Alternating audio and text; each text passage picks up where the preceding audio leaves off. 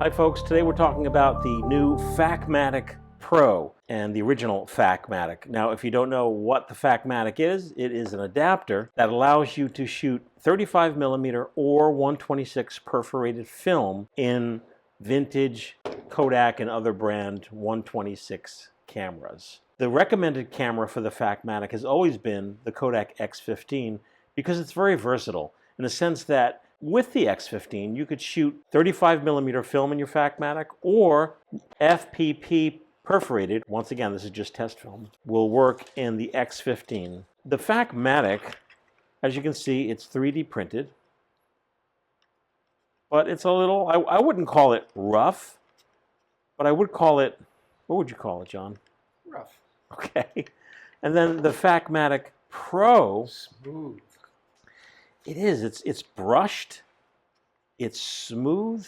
It's a really beautiful, professional-looking plastic compared to the original Fakmatic. Now, the thing about both Fakmatics is, once you purchase these, I mean, if you treat them right, I mean, you'll have this adapter for your lifetime. You buy it once and keep reusing it over and over again. It's mostly designed for folks who home develop their film because, you know, everything is in your house under one roof as opposed to concerning yourself with loading and then extracting film and sending it to a lab. Let's take a look at the Fak Pro. Here it is, silky smooth. I mean, it's a noticeable difference in actual quality. And in both Faks, what you get is a little sheet with a QR code of how to load the Fakmatic, as well as, this is called a film stopper. Talk about that in a second. A little washer, which as many rolls that I shot in the Fakmatic, which is a lot, I've never ever used it, so I don't know. And of course your actual reel. The basics of a Fakmatic are, let's use our 126 perforated film as an example. So the thing to know about our 126 perforated, it's available at filmphotographystore.com in black and white and color film. You know, all of this has to be done in a film changing bag or in your dark room.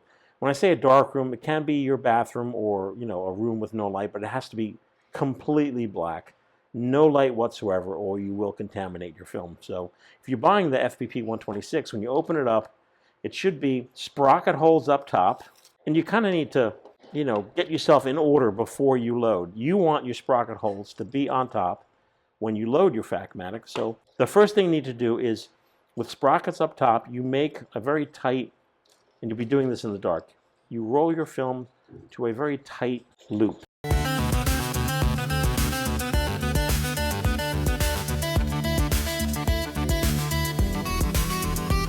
Like anything else or any other craft, once you acclimate yourself to it, you'll be a pro in no time at all. So once you roll it into like a little ball, you kind of hold on to that so it doesn't get run away from you. You take your Fakmatic spool. This is a piece of tape you provide. Put your film on the spool like so, and then you will take the Fakmatic and insert that. There's a little lip, there we go, see, behind the lip, in. Put your lid on. Okay, and normally I would take a piece of tape and just put a piece of tape there, just make sure your Fakmatic stays together. So this is 126 perforated film, and I'm going to use the Instamatic 100, which is a classic camera, actually it's the 104, that, you know, in the Fakmatic only works with 126 perforated film. It will not work correctly with 35mm film, because as you can see, the sprockets are different. Put it in, like so, great. Close the lid. Now we advance. Ooh. Next frame. Oh, like butter. Like butter. So this is, as I mentioned, this is test film, so I'm just gonna pull it out and throw it in another camera.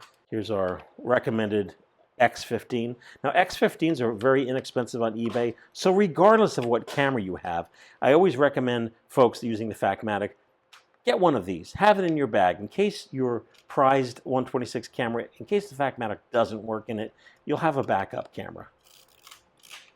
Ooh, so nice.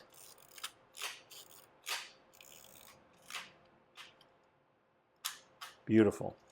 Now, the thing about the Fakmatic, regardless of whether it's the Pro or the regular Fakmatic, some cameras it just won't work. So here is the Keystone Everflash 20.